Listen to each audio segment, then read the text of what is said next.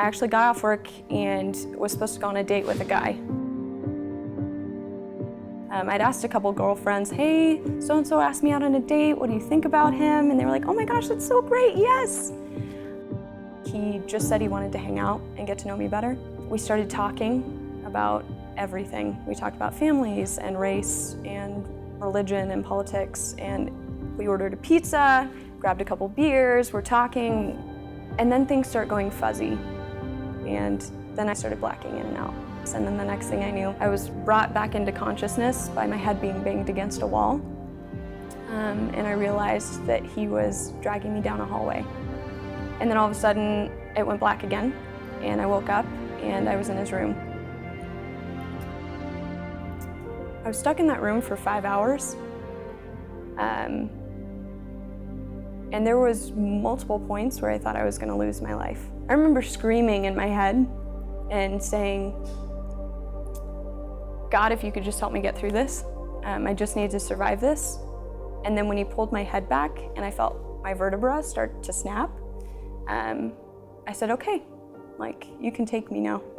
And being very okay with dying because of everything that had happened in the 5 hours. And finally, he sits up and he goes, well, can you just get out?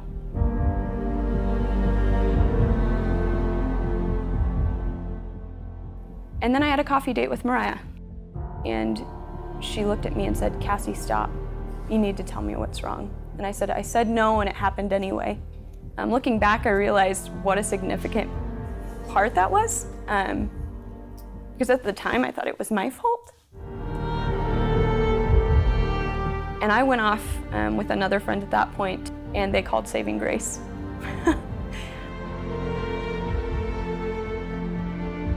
It's something that you never expect, especially with two people that you know.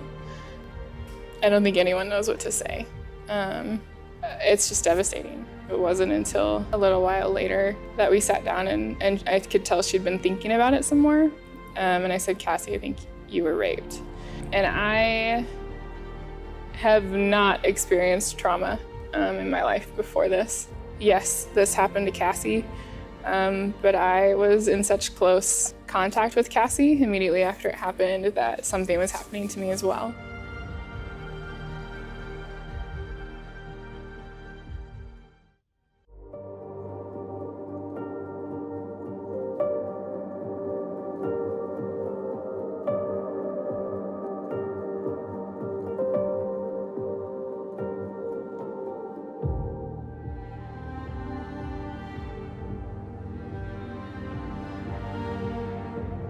I met my ex-husband in California. We were married for 4 years.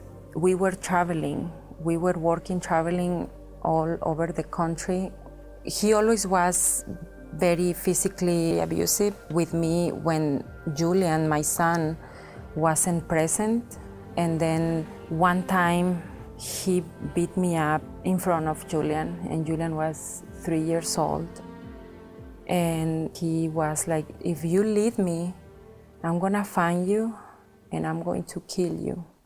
And it's easy for me just kill you and put you in a suitcase and throw you on the road. But I never lost my faith.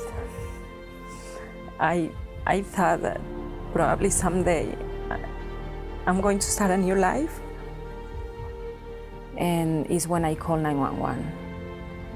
And I didn't know anybody here in Central Oregon, and I was like, what am I going to do? I don't have anything, just my son and I don't know what to do. But the police officers gave me Saving Grace phone number, and it's when I called.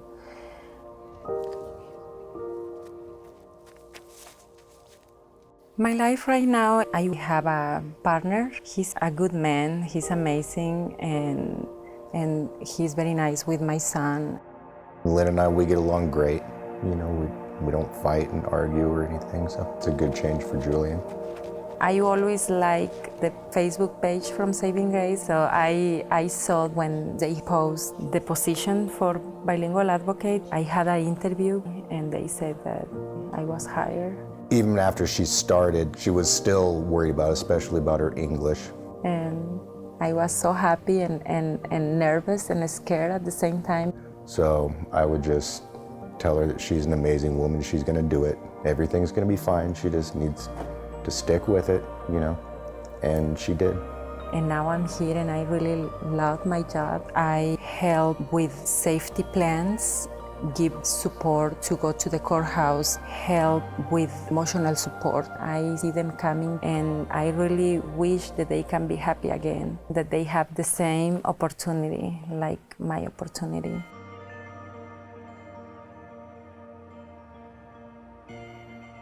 Everybody has the right to be loved in a right way. When I came to talk to Edlyn, she never even said anything bad to me. She was like, you have a great heart. You love so deeply, you know, and she was like, look at me, now I am good.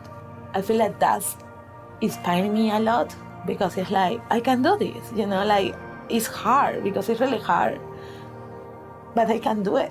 And I feel like when she started seeing me for what I was worth, again, like I don't have enough words to say thank you.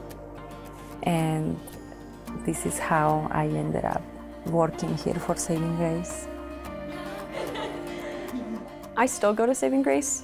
So my assault happened January 23rd, 2016. And I go to counseling 3 times a week still.